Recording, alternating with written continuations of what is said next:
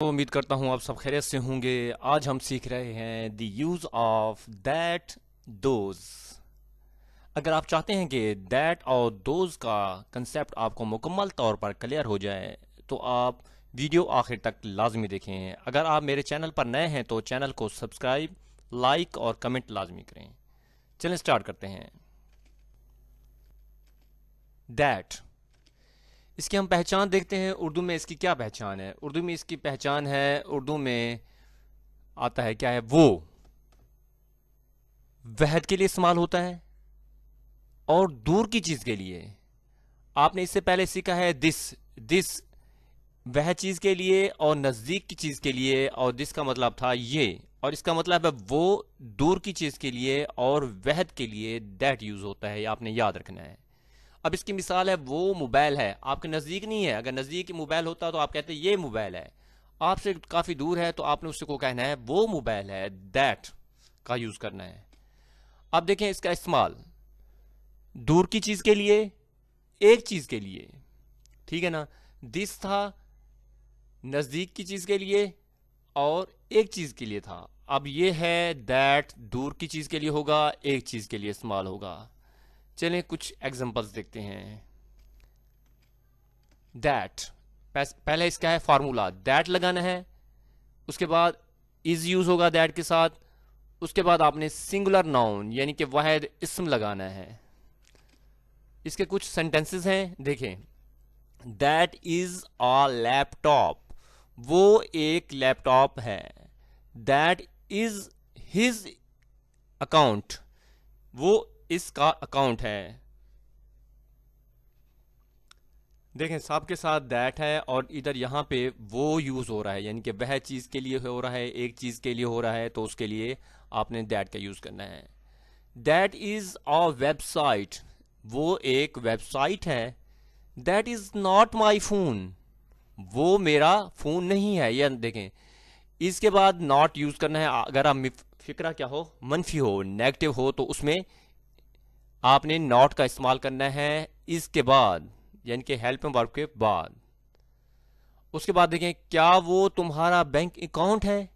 अब क्या है, ये सवालिया फिक्रा है, तो दैट से पहले आपने इज को ले आना है, तो ये सवालिया फिक्रा बन जाएगा, और एंड में आपने क्वेश्चन मार्क लगाना है। Is that your bank account, क्या वो तुम्हारा बैंक अकाउंट है। दोस्तों उम्मीद करता हूं कि दैट का यूज आपको पता चल गया होगा, इसका कंसेप्ट आपको वाजे हो गया होगा। चलें आए दीज दोज का यूज देखते हैं। दोज, अब दोज क्या है? दोज पहचान है इसकी, उर्दू में आए यानी कि वो हो, और जमा के लिए और दूर की चीज के लिए क्या करना है, आपने दोज का इस्तेमाल करना है। मिसाल के तौर पर वो मोबाइल्स हैं। अब एक मोबाइल नहीं है, एक से ज्यादा हैं।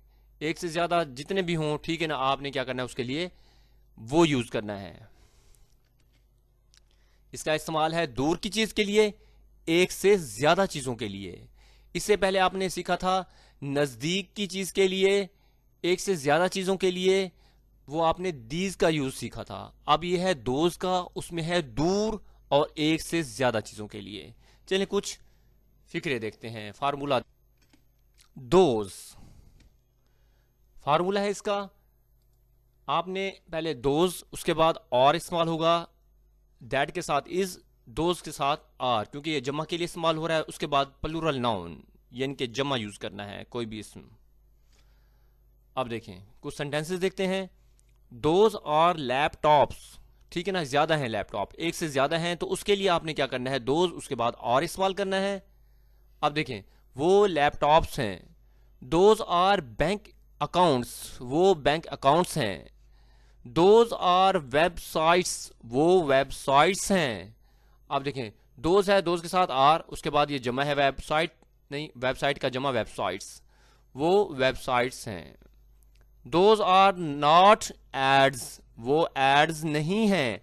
अब यहां देखें दोज आर के बाद नॉट लगा है, क्योंकि ये नेगेटिव फिक्रा है, नहीं इस्तेमाल हुआ पड़ा है, तो इसके लिए हमने क्या करना है, आर के फौरन बाद नॉट यूज करना है। वो एड्स नहीं है।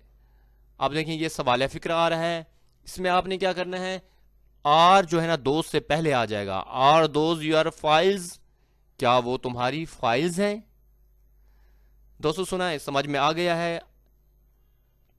उम्मीद करता हूँ आपको अच्छे तरीके से समझ में आ गया होगा। अगर आपको इनके बारे में, दैट और दोस्त के बारे में अगर कोई मसला हो रहा हो तो आपने क्या करना है, कमेंट बॉक्स में कमेंट करना है।